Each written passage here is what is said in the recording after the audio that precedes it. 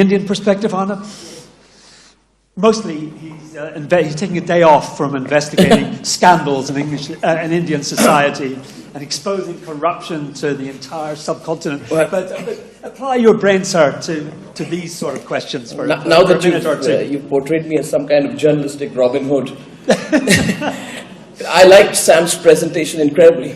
To summarize it, it tells me about the past, the present, and the future. Let me begin by saying that the hegemony of Western media has to end.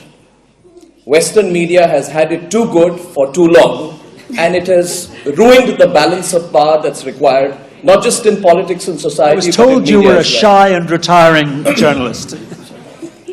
Now, since Sam started with numbers, I'd like to share some numbers. Sam's numbers were very interesting. If you look at his numbers, he says that in India, 91% of Indians follow cross-border news. So Indians are most interested about the world. The least interested in the world are the Americans and the British. Only 44 to 46% of people follow cross-border news. But US and UK together contribute 74% of the source of global news, whereas all of Asia contributes 3%. If I were to summarize that in one line, it basically says that Indians are the least insular people, most open-minded. Americans are the most insular people, right? But they have complete dominance over the global narrative in terms of news. I'll share a couple of other numbers with that. I have said recently that India will be the next media capital of the world. And I want to share with this audience why I think so. We have 99,000 publications in India. We have 13,761 registered newspapers in India. We have 404 news channels in India which run 24/7, and we don't have one single global news network. Now, if I look at Sam's figures and the figures that I'm presenting to you, and begin with an assumption, and I'll wrap up, begin with an assumption that there is a problem in the world in terms of balance.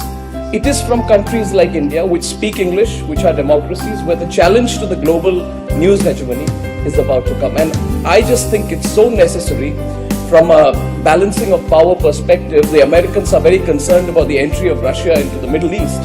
They're more concerned that they're going to lose their balance rather than establishing a new balance. Similarly, in the world of media as well, the time has come to provide a serious counter to global media sources like BBC and CNN, which have been hegemonistic for far too long.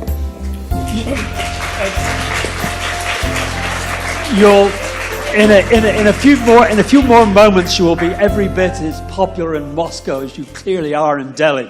But you use big words like hegemony. Right, here's your manifesto. This moment, this day, what are you going to do about it? What are you going to do about it?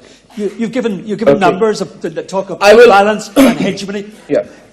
India is a huge, prosperous, rich country. What are you going to do about it? I don't know how prosperous and rich we are, but we are going to be prosperous and rich. But I'll share some statistics with you.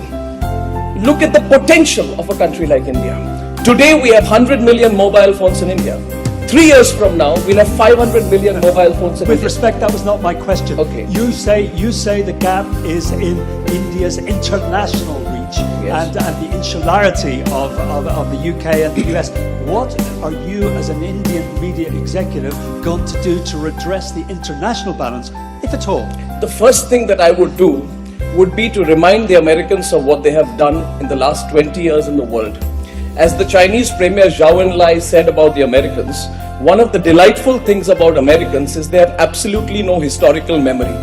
They don't remember. Or Gore Vidal said that the USA is the United States of amnesia.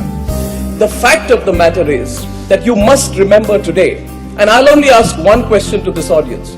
It is 12 years to the day that a theory of the weapons of mass destruction was fed, and if I may say so, amplified by the Western media. Everyone bought into it. There were cheerleaders. Nobody seriously questioned it. At one point of time, there was an article in the Newsweek magazine which said it doesn't matter if Iraq has weapons of mass destruction, but the fact is they shouldn't get any.